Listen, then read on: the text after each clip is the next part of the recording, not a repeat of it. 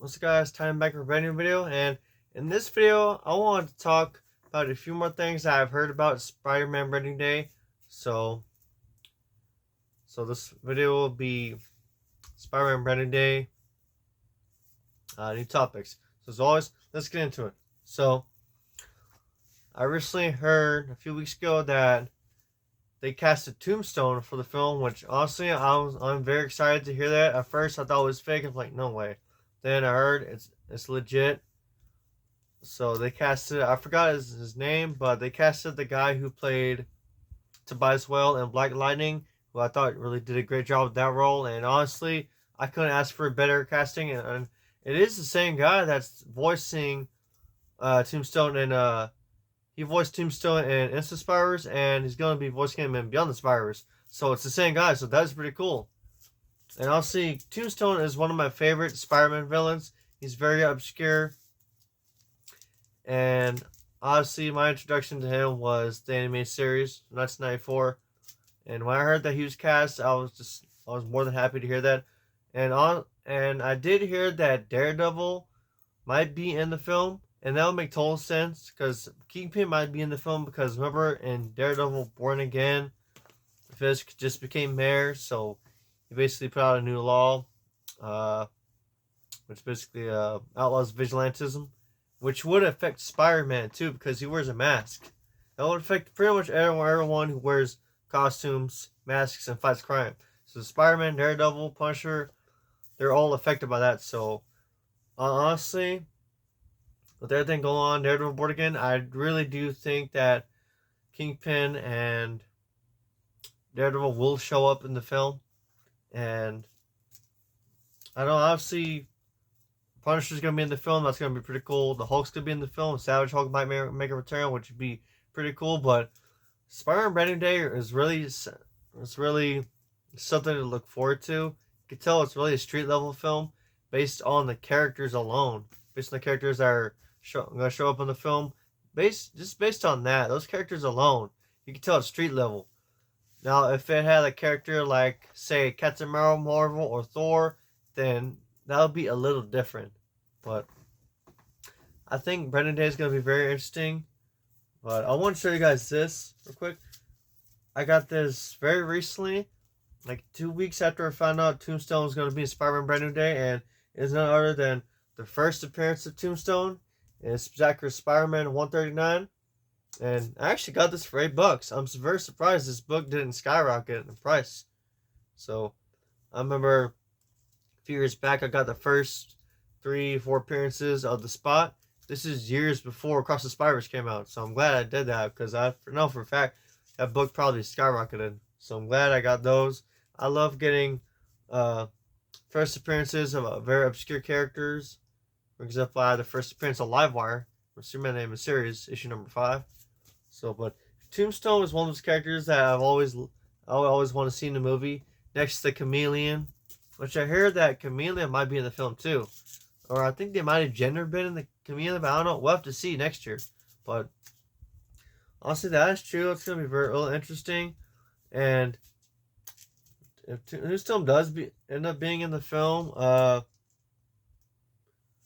would really like to see some type of competition between him, or some type of battle between him and the Kingpin, or maybe Tombstone might have a mom of his own and trying to rival Kingpin, because that's somewhat happened in the anime series. The only difference is he was working for Silvermane. Hammerhead was working for Silvermane too, but honestly, Hammerhead's another character I would love to see in Brand New Day, or just any Spider-Man film in general. I would just love to see like a whole gang war type of movie. I think that would be great. We have Silvermane, Tombstone, Kingpin, and who else? Hammerhead, and some other mobsters. And maybe introduce the real Shocker later, where they call him Montana. I think that would just be great. To see those characters in one movie alone, I think it would be great.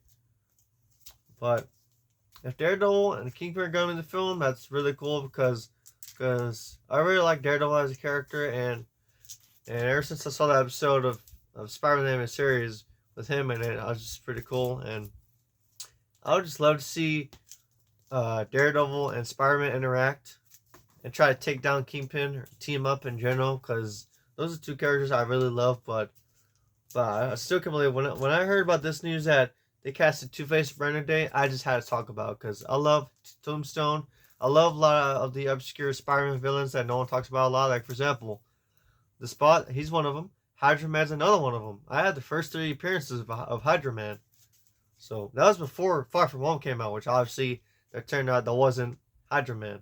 Ultiman, that was a different story. I got that for actually $100. The first appearance of Ultiman, ASM 28. So, but